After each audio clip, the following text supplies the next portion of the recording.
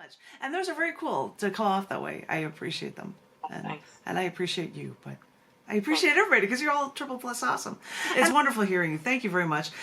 Because it'd be right in the middle and it's right in the middle of the time, I thought I would try to read to, what am I going to call them, periodic table poems, not Twitter length ones that not only appear in cc&d, the book titled The Moment, where there's a glass, what? It's just all these water droplets are just that panic moment right there. But they also are in the periodic table poetry. And I hope you enjoy them. You've heard two of them. I'm not going to read all three of them, but I wanted to get this out of the way for you. And they were done in past shows a long time ago. This first one is called Tantalum. People expected to see me around. I couldn't be a recluse. So I got out my camera and I kept myself hidden to the world to separate myself with a camera lens. But I longed to see you sitting again, cigarette in hand. I wanted to be able to walk up behind you and rest my hands on your shoulder, lean my head next to your face. I longed to have my cheek near yours, and not touching, but so close that our skin, so close that I could still feel the warmth from your presence. But wasn't I doing that when I tried to take pictures instead? So I then kept myself hidden. I've been a recluse. I just sat at home and played video games so I wouldn't have to think about you. How did I know you'd work your way into this shell, into my shell at home? I vowed to never call you again, but you tantalized me so. But I'd have to remove every cell phone I'd ever used. You worked your way into every small crevice in my modern world, and still, you never cracked under any pressure I ever gave you. It made you the strong, silent type. You always seemed hidden, but still so influential. I should know. I'm finding everything that leads me to you when I try to escape you in our technology-inundated existence. I call you tantalizing, and I think of Tantalum, the king in Greek mythology, named after Tantalus, who stole secrets from the gods. He was forced to stand in a pool of water that flowed away from him whenever he tried to drink. Kind of like you. How I seem to need you so, but how we just never seem to mix. Here's my tantalum poem. Ta-da! There's my tantalum poem for you guys. And yeah, Lorna, there was a special show that was a couple of periodic table poems. I'm trying to show it for Lorna here, but it was at a one-time thing at, I believe, the an art building in Chicago with a bunch of writers that got together, which is why of course I'm hiding behind a camera, or I might be using my cell phone at the same time. So try to get that all figured out for everybody there. But the other one I was going to share with you was for rhenium. Okay, so I've been researching these elements in the periodic table.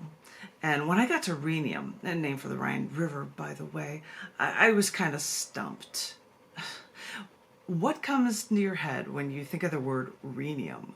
Other than the fact that rhenium was an LP from Parliament released in 1970, I was stumped. So, hey, but hey, this element was aimed after the Rhine River, stretching through Europe. But in ancient Greek times, they thought of the Rhine as the outermost border of civilization and reason, beyond which were mythical creatures. No lie.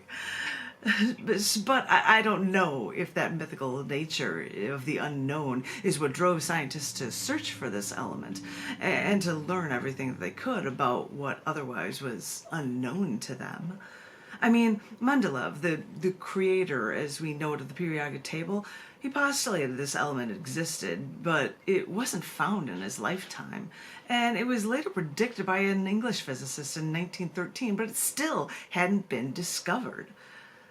But people in different countries claim the discovery through X-ray analysis. But after a ton of dispute, this elusive element was finally found. And as all scientists like to think, this discovery has to mean something. I mean, we have to use this discovery for something so people will appreciate our precious work. Oh, well, they found out that rhenium, now that airplanes are being used more and more by both vacationers and business travelers, they can be used with super alloys to make jet engine parts. Well, I guess that's cool for the jet setters out there.